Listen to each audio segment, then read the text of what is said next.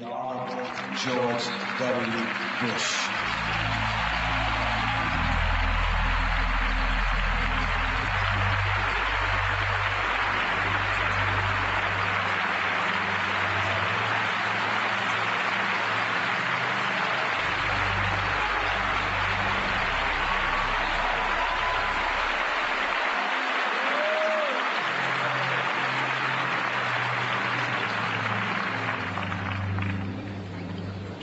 Family, distinguished guests, and fellow citizens, we gather in God's house, in God's presence, to honor God's servant, Coretta Scott King. Her journey was long and only briefly with a hand to hold, but now she leans on everlasting arms. I've come today to offer the sympathy of our entire nation at the passing of a woman who worked to make our nation whole. Americans knew her husband only as a young man.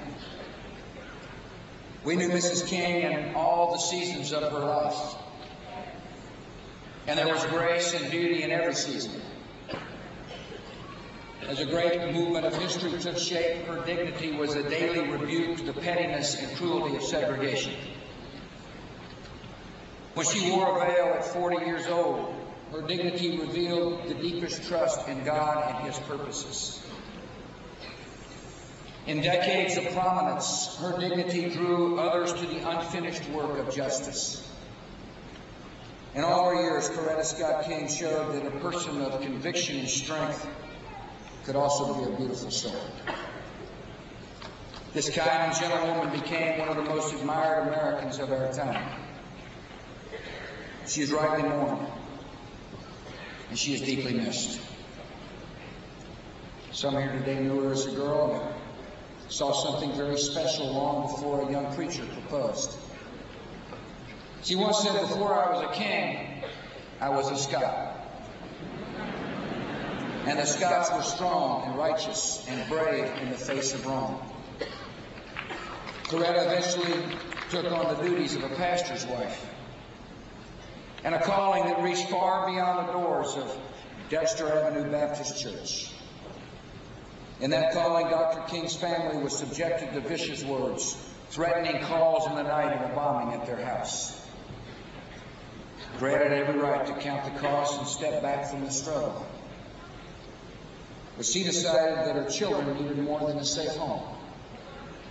They needed an America that upheld their equality and wrote their rights into law.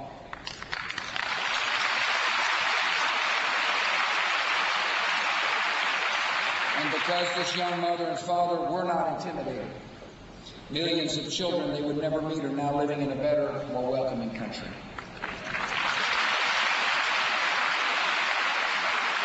In the critical hours of the civil rights movement, there were always men and women of conscience at the heart of the drama. They knew that old hatreds ran deep.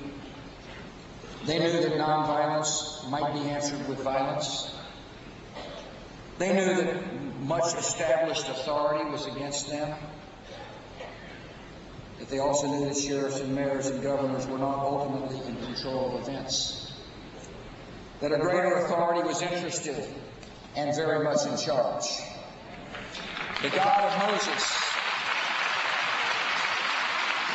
Moses was not neutral about their captivity. The God of Isaiah and the prophets was still impatient with injustice. And they knew that the Son of God would never leave them or forsake them. But some had to leave before their time. And Dr. King left behind a grieving widow and little children. Rarely has so much been asked of the pastor's wife, and rarely has so much been taken away. Years later, Mrs. King recalled, "I would wake up in the morning, have my cry, then go into bed.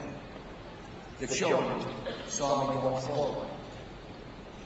Martin Luther King Jr. preached that unmerited suffering can have redemptive power.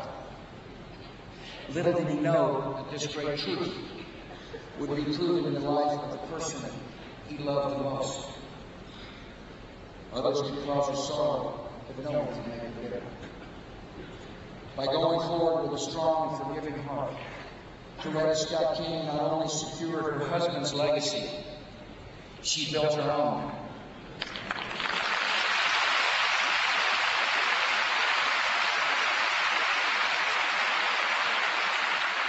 Having loved a leader, she became a leader. And when she spoke, America listened closely, because her voice carried the wisdom and goodness of a life well lived. In that life, Coretta Scott King knew danger, she knew injustice, she knew sudden and terrible grief. She also knew that her Redeemer lives. She trusted in the name above every name. And today we trust that our sister Coretta is on the other shore, at peace, at rest, at home. May God bless you. May God bless our country.